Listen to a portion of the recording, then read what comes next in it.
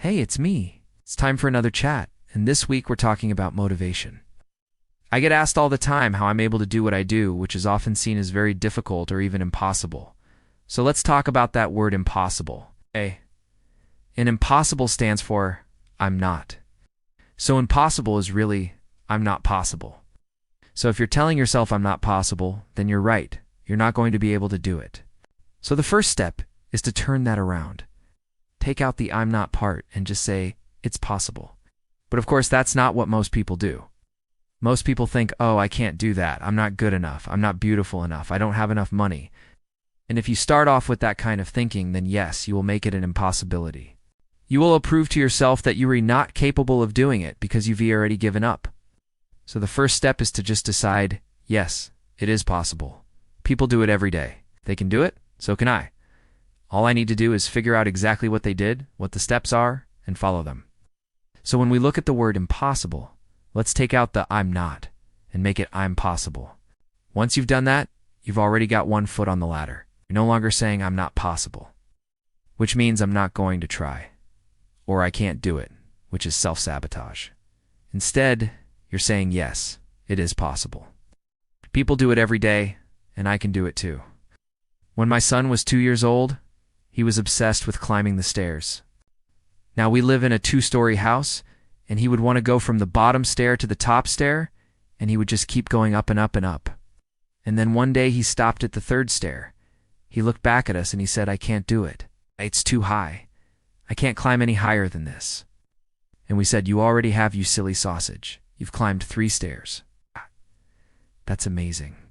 Just imagine if you tried this yesterday. You wouldn't even be on the 3rd stair. You'd be down at the bottom stair. And now you're here. So keep going, keep trying. You've already made progress. And that's how we need to look at things. We need to look at where we were yesterday and say, I've come a long way. I'm more knowledgeable now than I was yesterday. I've learned more. I'm stronger now than I was yesterday. I've eaten better. I've slept better. I've moved more. I've meditated more. I'm more aware of myself. I've read more books. I've spent less time on social media. I'm getting better at expressing my feelings. I'm learning how to control my emotions instead of my emotions controlling me. I'm becoming more emotionally intelligent. So whatever it is that you're working towards, whatever your goal is, just think of where you were yesterday and say, wow, I've come a long way. We also need to remember that life isn't a straight line upwards. A life is more like a squiggle like this, or maybe like this, or maybe even like this. It goes up and it goes down. There are times when we feel great, and there are times when we feel terrible. There are times when things are going really well, and there are times when things aren't going well at all. So when we're at the top of the mountain, feeling amazing and on top of the world, that is when we need to prepare for when we're at the bottom of the valley and feeling terrible. When we're making lots of money, that is when we need to save some money for when we do and have any money coming in. When we're in a happy relationship, that's when we need to work on keeping that relationship happy and strong, so that when the inevitable storms come along, we've already got a strong foundation. So when we're feeling great, we need to use that energy wisely, so that when we're not feeling great, we've got something to fall back on. And when we tell ourselves, I'm possible, it reminds us that we don't have to be perfect. We don't have to be on top of our game 100% of the time, so we can mess up sometimes, and it's okay. As long as we pick ourselves back up again, and dust ourselves off and carry on, we're going to get there eventually. Now, the next thing we need to do is find role models. We need to find people who embody the qualities that we admire and respect, and we need to study them. We need to find out everything we can about them. How did they get to where they are today? What did they do?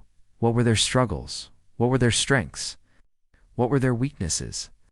What advice have they given other people? What advice have they given in interviews? What books have they written? Do they have a podcast? Have they done a TED Talk? Have they got a YouTube channel? Do they have an Instagram account? What do they post? What values are they putting out there into the world? So we need to immerse ourselves in the teachings of people who inspire us and remind us that it is possible to be who we want to be and do what we want to do. Because if these people can do it, why can't we? They're not superhuman. They're not a magical fairy godmother waving a magic wand. They read just ordinary people who decided that they wanted to make a difference in the world and they worked hard at it. The final thing we need to do is to surround ourselves with positive, supportive people. We need to find our tribe. We need to find people who get us and who believe in us and who want to help us and who won't judge us when we mess up. Because we all mess up, we all make mistakes. It's just part of being human. And it's okay to ask for help. It's okay to say, I need some help with this. Can someone help me with that? And when people say yes, when people rally around you and they say, of course I'll help you, I'll support you, I'll be there for you, then you know you're in the right place. Motivation is a tricky thing. Sometimes we have it and sometimes we don't. Sometimes we're motivated by fear and sometimes we're motivated by love. Both are powerful motivators. Fear of failure and fear of loss are powerful motivators. But so is the desire for love, connection, and contribution. So whatever it is that drives you, whether it's fear or whether it's love, use it to your advantage. Use it to propel you forward, to get you to take action. Because as Mark Shepard says, action cures all. So however you choose to motivate yourself, just get yourself moving. Get yourself taking action towards the things that matter to you, the things that are important to you. And before you know it, you'll be on your way to achieving your dreams. Thank you so much for tuning in this week. If you like this video, please hit the like button below. If you haven't subscribed yet, please do, and I will see you next week. Bye for now.